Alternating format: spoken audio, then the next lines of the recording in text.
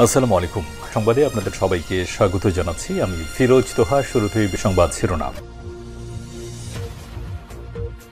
বাংলাদেশের সর্বশেষ গুরুত্বপূর্ণ আপডেট সংবাদে আপনাকে স্বাগত। শুরুতে সংবাদ শিরোনাম, পরে বিস্তারিত।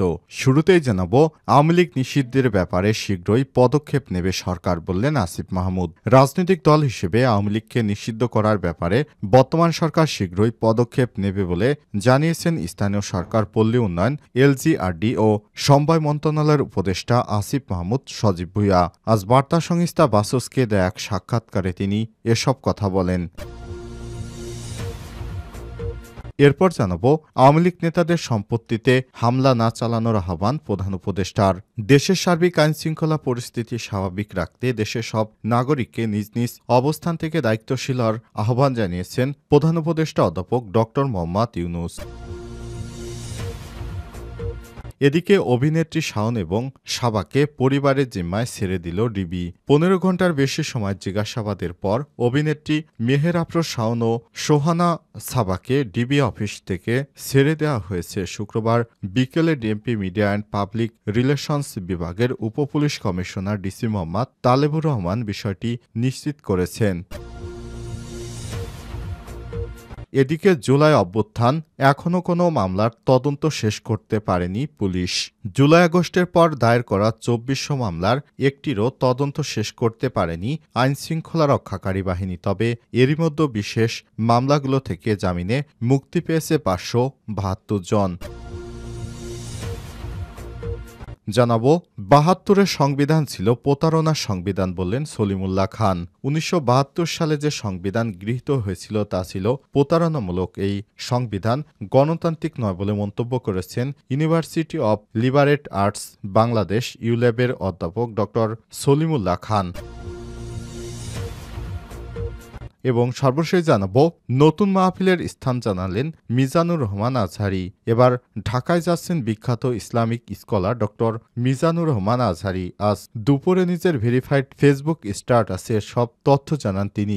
নবাবগঞ্জ উপজেলার বারোয়াখালী ইউনিয়নের এই তফসিরুল কোরআন মাহফিলের আয়োজন করা হয়। আগামীকাল সেখানে যোগ দিবেন তিনি। প্রিয় দর্শক, এতক্ষণ শুনছিলেন সংবাদ শিরোনাম, এবারে বিস্তারিত। তবে তার আগে বন্ধুরা, অনুরোধ থাকবে সংবাদটিতে একটি লাইক দিন। এই চ্যানেলে আপনি নতুন হয়ে থাকলে আমাদের সংবাদটি দেখতে দেখতে চ্যানেলটি সাবস্ক্রাইব করে রাখুন।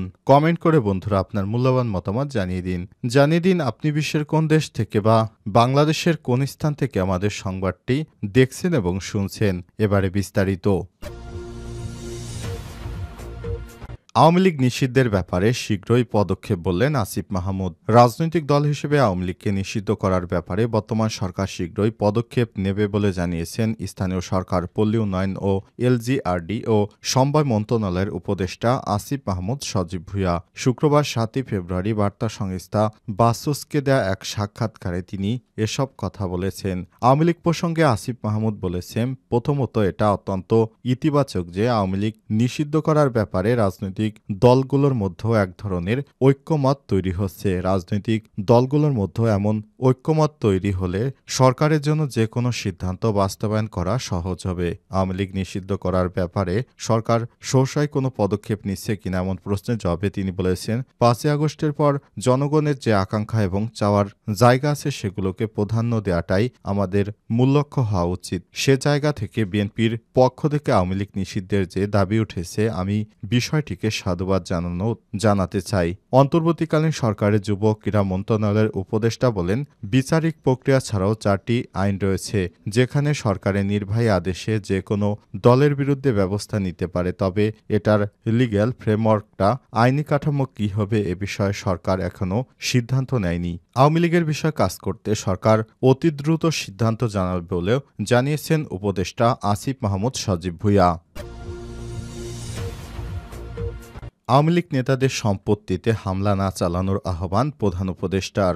দেশের সার্বিক আইনশৃঙ্খলা পরিস্থিতি স্বাভাবিক রাখতে দেশের সব নাগরিককে নিজ নিজ অবস্থান থেকে দায়িত্বশীল হওয়ার আহ্বান জানিয়েছেন প্রধান উপদেষ্টা অধ্যাপক ড. মোহাম্মদ ইউনূস। শেখ হাসিনার পরিবারের সম্পত্তি ধ্বংস থেকে বিরত থাকা এবং ফ্যাসিবাদী আওয়ামী লীগের রাজনীতির সঙ্গে যুক্ত ব্যক্তি হওয়ার কিংবা অন্য কোনো অজুহাতে দেশের কোনো নাগরিকের উপর আক্রমণ না করার আহ্বান জানিয়ে তিনি বলেছেন, করেছেন। শুক্রবার ৭ই ফেব্রুয়ারি প্রধান উপদেষ্টার প্রেস উইং থেকে পাঠানো এক বিবৃতিতে এই আহ্বান জানান ড মোহাম্মদ ইউনূস। অধ্যাপক ড মোহাম্মদ ইউনূস বলেন, শেখ হাসিনার বছরের পর বছর জনগণের উপর অত্যাচার ও নিপীড়ন করে ক্ষমতা কুক্ষিগত রেখেছিলেন। সংযত কারণে এটি বোধগম্য যে বিক্ষোভকারী ও তাদের আত্মীয় স্বজনরা বছরের পর বছর ধরে শেখ হাসিনার নিপীড়নের শিকার হয়েছে। ফলে তাদের মনে ক্ষোভ রয়েছে। গণ অভ্যুত্থানে ক্ষমতাচ্যুত শেখ হাসিনার নয়াদিল্লিতে আশ্রয় নিয়েও তার দলীয় সন্ত্রাসীদের একত্রিত করার চেষ্টা চালিয়ে যাচ্ছে। দেশের পরিস্থিতিকে অস্থিতিশীল করতে চাইছে। বছরের পর বছর বাংলাদেশে নিপীড়নের শাসন কায়েম করা শেখ হাসিনা এখনও বাংলাদেশ পুনর্নির্মাণকে ক্রমাগত বাধাগ্রস্ত করতে চাইছে। এর ফলে দেশের মানুষের মনে যে ক্ষতের সৃষ্টি হয়েছে, এরই ফলস্বরূপ মানুষ শেখ হাসিনা এবং আওয়ামী লীগের সম্পদের উপর হস্তক্ষেপ করছে। এর ফলে দেশের মানুষের মনে যে ক্ষোভের সঞ্চার ঘটেছিল সেগুলো প্রশমিত হচ্ছে। গত জুলাই আগস্টে শেখ হাসিনার শাসনকে উৎখাত করে দেশের স্বপ্ন বাস্তবায়নের জন্য যেসব নাগরিক জেগে উঠেছিল তাদের প্রতি আহ্বান জানিয়ে প্রধান উপদেষ্টা বলেছেন, আপনারা শান্ত থাকুন, দেশের সম্পদ নষ্ট করবেন না, মানুষকে কষ্ট দিবেন না। অভিনেত্রী শাওন এবং সাবাকে পরিবারের জিম্মায় ছেড়ে দিল ডিবি। ১৫ ঘণ্টার বেশি সময় জিজ্ঞাসাবাদের পর অভিনেত্রী মেহের আফরোজ শাওন এবং সোহানা সাবাকে ডিবি অফিস থেকে ছেড়ে দেওয়া হয়েছে। শুক্রবার ৭ই ফেব্রুয়ারি বিকেলে ডিএমপির মিডিয়া অ্যান্ড পাবলিক রিলেশনস বিভাগের উপপুলিশ কমিশনার ডিসি মোহাম্মদ তালেবুর রহমান বিষয়টি নিশ্চিত করেছেন। তিনি বলেন, রাষ্ট্রবিরোধী ষড়যন্ত্রের অভিযোগে অভিনেত্রী মেহের আফরোজ শাওন এবং সোহানা সাবাকে ডিবি কার্যালয়ে এনে জিজ্ঞাসাবাদ করা হয়। এরপর তাদের নিজ নিজ পরিবারের জিম্মায় দেওয়া হয়েছে। এর আগে বৃহস্পতিবার ৬ ফেব্রুয়ারি সন্ধ্যায় অভিনেত্রী মেহের আফরোজ শাওন এবং রাতে সোহানা সাবাকে রাষ্ট্রবিরোধী ষড়যন্ত্রের অভিযোগে হেফাজতে নেয় ঢাকা মহানগর গোয়েন্দা পুলিশ ডিবি। ডিবি সূত্র থেকে জানা গেছে, অভিনেত্রী শাওনের পর সোহানা সাবা নজরদারিতে ছিলেন। তাদের বিরুদ্ধে দেশবিরোধী ষড়যন্ত্রের অভিযোগ রয়েছে। আওয়ামী লীগপন্থী শিল্পীদের হোয়াটসঅ্যাপ গ্রুপে আলো আসবে এর সক্রিয় সদস্য ছিলেন অভিনেত্রী সোহানা সাবা। অন্যদিকে সব সময় তারা বর্তমান দেশের স্বৈরাশাসনের আওয়ামী লীগের স্বৈরাশাসনের এক প্রতিকৃত বলে অভিযোগ করা হয়েছে।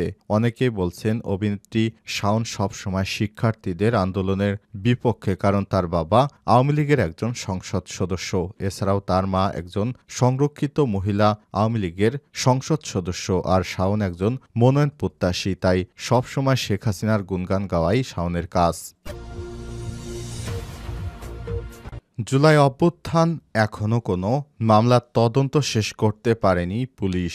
জুলাই আগস্টের পর দায়ের করা ২৪০০ মামলার একটিরও তদন্ত শেষ করতে পারেনি আইনশৃঙ্খলা রক্ষাকারী বাহিনী। তবে এরই মধ্যে বিশেষ মামলাগুলো থেকে জামিনে মুক্তি পেয়েছেন ৫৭২ জন। এমন অবস্থায় মামলার ভবিষ্যৎ নিয়ে শঙ্কা দেখা দিয়েছে। নিরাপত্তা বিশ্লেষকরা বলছেন, রাজনৈতিক এসব মামলার পরিণতি হয় সমঝোতায়। গণ অভ্যুত্থানের মধ্য দিয়ে আওয়ামী লীগ সরকারের পতনের পর প্রায় ২৫০০ মামলা হয় রাজনীতিতে। ব্যবসায়ী এবং সরকারি কর্মকর্তা, আইনশৃঙ্খলা বাহিনীর সদস্যসহ অনেকের বিরুদ্ধে ১.৫ লাখ আসামিদের মধ্যে গ্রেপ্তার করা হয়েছে ১২,০০০। তবে অনেক ক্ষেত্রে ঢালাওভাবে মামলা করে নিরীহ মানুষকেও ফাঁসানোর অভিযোগ আছে, যার নেপথ্যে আছে মামলা বাণিজ্য। ৬ মাস পেরিয়ে গেল কোনো মামলারই কুলকিনারা করতে পারেনি পুলিশ। ফলে আদালত থেকে জামিন পেয়ে যাচ্ছেন অনেকেই।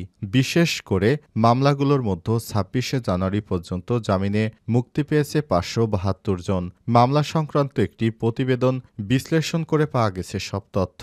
প্রতিবেদনটি পাঠানো হয়েছে সরকারের উচ্চ পর্যায়ে। এ বিষয়ে এক আইনজীবী বলেছেন, ফ্যাসিস্টদের যেসব বিচারকরা ছিলেন তারা তো ফ্যাসিস্টদের মামলা দেখার পর দেরি করেননি। আমরা বিরোধিতা করার পরও তারা জামিন দিয়ে দিয়েছেন। তবে আমরা চেষ্টা করছি সহজেই যেন কেউ জামিন পেতে না পারে। অপরাধ বিশ্লেষকরা বলছেন, বেশিরভাগ ক্ষেত্রে রাজনৈতিক মামলার বিচারের বদলে সমঝোতাই হয় পরিণতি। অপরাধ বিশ্লেষক তৌহিদুল হক বলেছেন, সাজার পরিবর্তে মীমাংসা করতে হয়, তাহলে তো সেই মামলা সমাজ জীবনে অপরাধীদের নিয়ন্ত্রণের প্রশ্নে, অপরাধের সংখ্যা কমানোর প্রশ্নে কিংবা মানুষের মধ্যে আইন মান্য করা বৈশিষ্ট্য তৈরির প্রশ্নে কোনো গুণগত পরিবর্তন সৃষ্টি করবে না। এছাড়াও এই মামলাগুলো বিভিন্ন সময় বা ভবিষ্যতে আইন বহির্ভূত উপায় বা দৃষ্টান্ত হিসেবে উদাহরণ হিসেবেই কাজ করবে। তিনি বলেছেন, ঢালাও মামলার কারণে বাধাগ্রস্ত হচ্ছে প্রকৃত দোষীদের বিচারের পথ।